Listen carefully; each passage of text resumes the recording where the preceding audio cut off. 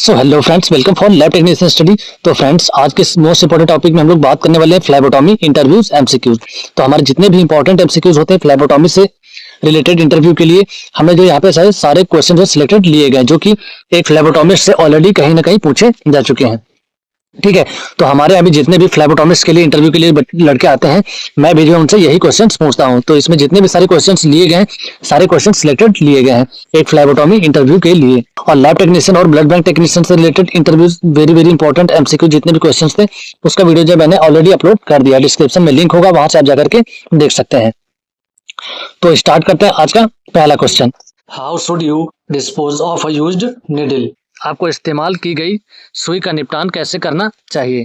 अगर आपने blood sample collect किया है, कलेक्ट करने के बाद में जो है सुई को किस प्रकार डिस्पोज करते हैं या फिर कहाँ डिस्पोज करते हैं। ठीक है, तो यहाँ पे आपके ऑप्शंस देख लेते हैं कौन कौन से हैं। In the regular trash, in a sharp container, in a biohazard bag, in a glass container.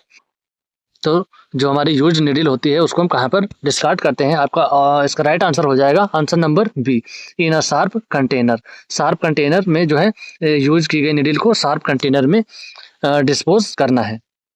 ठीक है, तो याद रखिए, ये भी इंपॉर्टेंट क्वेश्चन है। नेक्स्ट है हमारा, what is the significance of a baseline blood sample? Baseline रक्त नमूने का महत्व क्या है? जो भी बेसलाइन से ब्लड सैंपल को कलेक्ट करते हैं उसका क्या महत्व होता है?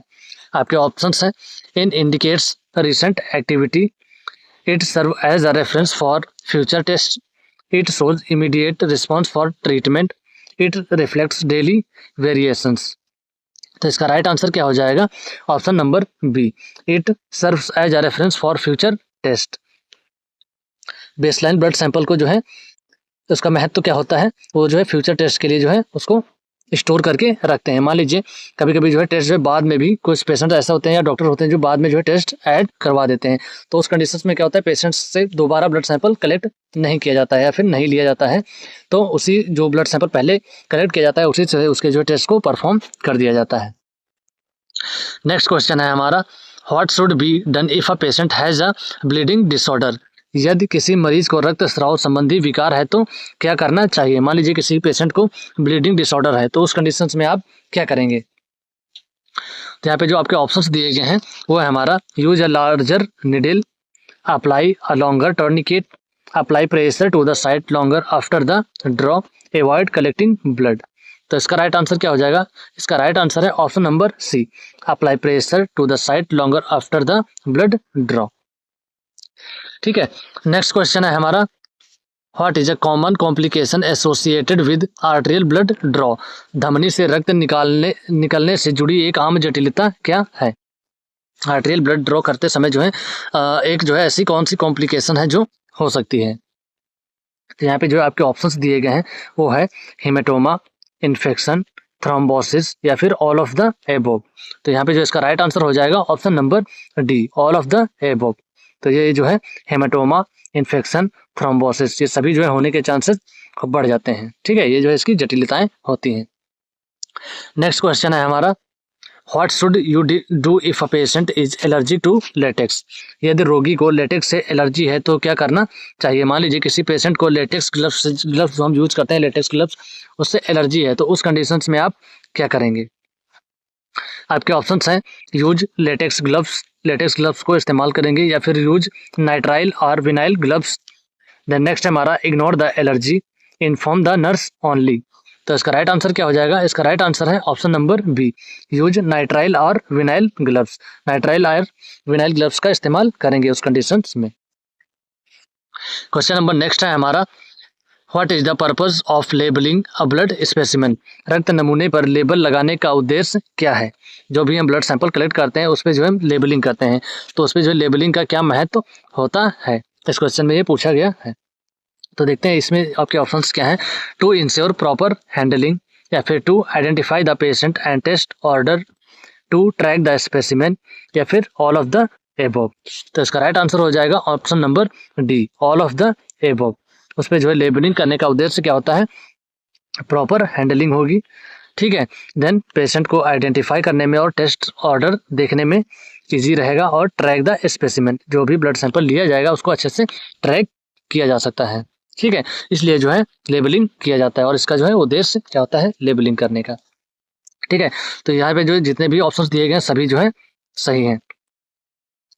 नेक्स्ट क्वेश्चन है हमारा, when should you perform hand hygiene?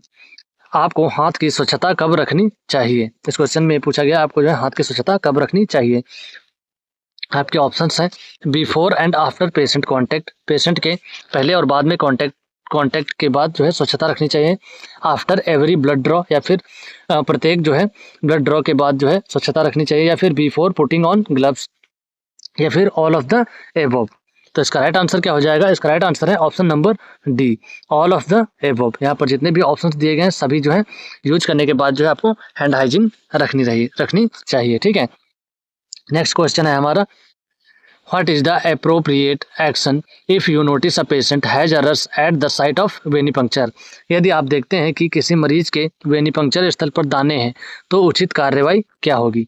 मान लीजिए किसी पेशेंट का आप ब्लड सैंपल ड्रॉ कर रहे हैं, जहाँ से ब्लड सैंपल कलेक्ट कर रहे हैं वहाँ पर जो है उसके दाने निकले हुए हैं, तो उस कंडीशंस में आप क्या करेंगे? देखते हैं इसके ऑप्शंस क्या हैं। Proceed with the draw, ignore it, report it the avoid the site and apply antiseptic. तो इसका राइट आंसर हो जाएगा option number C, report it avoid the site. उसको रिपोर्ट करेंगे और साइट को अवॉइड कर देंगे। ठीक है, द नेक्स्ट क्वेश्चन है हमारा, which blood component is primarily responsible for clotting? कौन सा रक्त घटक मुख्य रूप से थक्के के लिए जिम्मेदार होता है? जब भी ब्लड क्लॉट होता है तो उसके लिए कौन सी सेल्स जिम्मेदार होती है या फिर रिस्पॉन्सिबल होती है? आपके ऑप्शंस हैं, red blood cells RBCs, white blood cell डब्ल्यूबीसीज, प्लेटलेट्स, या फिर प्लाज्मा। तो इसका राइट आंसर क्या हो जाएगा? इसका राइट आंसर है option number C, platelets. Blood clotting के लिए जो है कौन जिम्मेदार होता है? प्लेटलेट्स। ठीक है, तो ये याद रखिएगा, बहुत ही इंपॉर्टेंट क्वेश्चन है। द नेक्स्ट क्वेश्चन है हमारा, what is the function of plasma in the blood? Plasma में, रक्त में प्लाज्मा का क्या कार्य होता है? जो हमारा ब्लड होता है उसमें जो है प्लाज्मा का क्या वर्क होता है? आपके ऑप्शंस हैं, कैरी ऑक्सीजन, ऑक्सीजन को कैरी करता है, या फिर प्रोवाइड इम्यून रिस्पॉन्स प्रोवाइड करता है, ट्रांसपोर्ट न्यूट्रिएंट्स एंड वेस्ट, या फिर फ्रॉम क्लॉट्स। तो इसका राइट आंसर हो जाएगा option number C, transport nutrient and waste और न्यूट्रिएंट्स को ट्रांसपोर्ट करने का काम करता है कौन? प्लाज्मा। ठीक है, प्लाज्मा जो हमारी बॉडी में न्यूट्रिएंट्स और वेस्ट को ट्रांसपोर्ट करने का काम करता है। नेक्स्ट क्वेश्चन है हमारा, which of the following is true about capillary blood? कोशिका रक्त के बारे में निम्नलिखित में से कौन सा सही कथन सत्य है? यानी कि कैपिलरी ब्लड से जो है इसमें से कौन सा कथन जो है सत्य है? आपके ऑप्शंस हैं, it has the same composition as venous blood, it is collected from veins, it is always collecting using a syringe, it require a larger volume than venous blood. तो इसका राइट आंसर क्या हो जाएगा? इसका right answer है option number A, it has the same composition as venous blood. जो भी हम ब्लड सैंपल कलेक्ट करते हैं वेन के द्वारा और कैपिलरी ब्लड के द्वारा, तो उसमें जो है कंपोजिशन सेम रहते हैं, कोई भी चेंजेस नहीं आते हैं। ठीक है, कैपिलरी ब्लड और वेन्स ब्लड दोनों जो है दोनों में सेम कंपोजिशंस होते हैं। ठीक है, तो कैपिलरी ब्लड कलेक्ट करें या फिर वेन से ब्लड कलेक्ट करें, दोनों में कंपोजिशन सेम रहेंगे। नेक्स्ट क्वेश्चन है हमारा, which of the following blood test can be affected by improper timing? निम्नलिखित में से कौन सा रक्त परीक्षण अनुचित समय पर किए जाने से प्रभावित होता है? यानी कि इनमें से कौन सा ऐसा एक ब्लड टेस्ट है जो कि समय पर न किए जाने से जो है उसके रिजल्ट्स में वेरिएशंस आ सकते हैं? तो आपके ऑप्शंस हैं, हीमोग्लोबिन, ग्लूकोज, कोलेस्ट्रॉल, या फिर ऑल ऑफ द एबव। तो इसका राइट आंसर क्या हो जाएगा? इसका राइट आंसर है option number D, all of the above. सभी में जो है वेरिएशंस आ सकते हैं अगर टाइमली टेस्ट परफॉर्म न किया जाए तो। ठीक है, क्वेश्चन नंबर नेक्स्ट है हमारा, what does the term venipuncture mean? Venipuncture शब्द का क्या अर्थ है? यानी कि जो भी हम वेनिपंक्चर करते हैं उसका मीन्स क्या होता है, ये क्वेश्चन में पूछा गया है। ठीक है, तो यहाँ पे इसके आपके ऑप्शंस देखते हैं क्या है, blood sampling from arteries, blood sampling from veins, या फिर ब्लड ट्रांसफ्यूजन, ब्लड डोनेशन। तो इसका राइट आंसर क्या हो जाएगा? इसका राइट आंसर है option number B, blood sampling from vein. Vein से ब्लड सैंपल को कलेक्ट किया जाता है। वेनिपंक्चर का मतलब होता है कि सैंपल जो हमारा वेन से कलेक्ट किया जाता है। ठीक है, नेक्स्ट क्वेश्चन है हमारा, what type of specimen is required for a blood type and cross match. रक्त प्रकार और क्रॉस मैच के लिए किस प्रकार के नमूने की आवश्यकता होती है। आपके ऑप्शंस दिए गए यहाँ पे, सीरम, होल ब्लड, प्लाज्मा या फिर कैपिलरी ब्लड। यानी कि क्रॉस मैच टेस्ट के लिए जो है किस प्रकार के नमूने की आवश्यकता होती है। तो आपके ऑप्शंस हैं, इसका राइट आंसर है option number B, whole blood. Cross match के लिए जो होल ब्लड सैंपल की आवश्यकता पड़ती है। क्वेश्चन नंबर नेक्स्ट है हमारा, what is the primary reason for using a tourniquet during venipuncture. Venipuncture के दौरान टूर्निकेट का उपयोग करने का मुख्य कारण क्या होता है। जब भी हम ब्लड सैंपल को कलेक्ट करते हैं तो उस समय जो है वेनिपंक्चर इस्तेमाल करते हैं। तो वेनिपंक्चर जो है क्यों, यानी कि वो जो टूर्निकेट होता है वो जो है क्यों इस्तेमाल किया जाता है ब्लड सैंपल कलेक्ट करने के टाइम पर। तो आपके ऑप्शंस हैं, to make the vein visible, to reduce blood flow, to increase patient comfort या फिर टू प्रिवेंट इन्फेक्शन। तो इसका राइट आंसर क्या हो जाएगा, option number A, to make the vein visible, ताकि हमारी जो वेन्स हैं वो अच्छे से विजुअलाइज हो सके। ठीक है, टूर्निकेट इस्तेमाल करने का क्या मतलब होता है कि जो हमारी वेन्स होती हैं वो अच्छे से विजुअलाइज हो सके, ताकि जो ब्लड सैंपल अच्छे से कलेक्ट किया जा सके। नेक्स्ट क्वेश्चन है हमारा, which colour tube is used for glucose testing. Glucose परीक्षण के लिए किस ट्यूब का उपयोग किया जाता है। आपके यहाँ पे ऑप्शंस दिए गए हैं, आपको जो है ऑर्डर ऑफ ड्रॉ जो है बहुत ही अच्छे तरीके से याद होना चाहिए, तभी जो है आप जो ऐसे क्वेश्चंस का जवाब दे पाएंगे। जब भी आप इंटरव्यू के लिए जाएंगे तो ऐसे क्वेश्चन जो है बहुत ही ज़्यादा पूछे जाते हैं कि कौन सा जो है ब्लड टेस्ट जो है किस वाइल में कलेक्ट किया जाता है। ठीक है, यहाँ पे पूछा गया ग्लूकोज टेस्टिंग के लिए किस ट्यूब में जो ब्लड सैंपल को कलेक्ट किया जाता है। आपके ऑप्शंस हैं, लेवेंडर, ग्रे, रेड या फिर ग्रीन।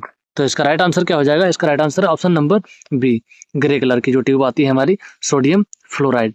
ठीक है, तो सोडियम फ्लोराइड ट्यूब जो आती है उसका टॉप जो होता है वो हमारा होता है ग्रे कलर का। ठीक है, तो ग्लूकोज टेस्टिंग के लिए जो है ग्रे कलर की ट्यूब का इस्तेमाल किया जाता है। नेक्स्ट क्वेश्चन है हमारा, what should you do if you accidentally stick yourself with a used needle. अगर गलती से कोई इस्तेमाल की गई सुई आपके शरीर में चुभ जाए तो क्या करना चाहिए। अगर जो है मान लीजिए आप ब्लड सैंपल कलेक्ट कर रहे हैं, उस कंडीशंस में जो है आपको निडल चुभ जाए तो उस कंडीशंस में आप क्या करेंगे। आपके ऑप्शंस हैं, ignore it, clean the wound and report it, squeeze the wound, apply a bandage and continue working. तो इसका राइट आंसर क्या हो जाएगा, इसका राइट आंसर है option number B, clean the wound and report it. जो हमारा जहाँ पर निडल चुभी होगी वहाँ पे उस घाव को जो अच्छे से क्लीन करेंगे, देन आगे का प्रोसीजर फॉलो करेंगे। नेक्स्ट क्वेश्चन है हमारा, what is the best way to prevent contaminating of a blood specimen. रक्त नमूने को संदूषित होने से बचाने का सबसे अच्छा तरीका क्या है। तो आपके ऑप्शंस हैं, use non sterile equipment, clean the site properly, avoid using gloves या फिर collect samples in a busy area.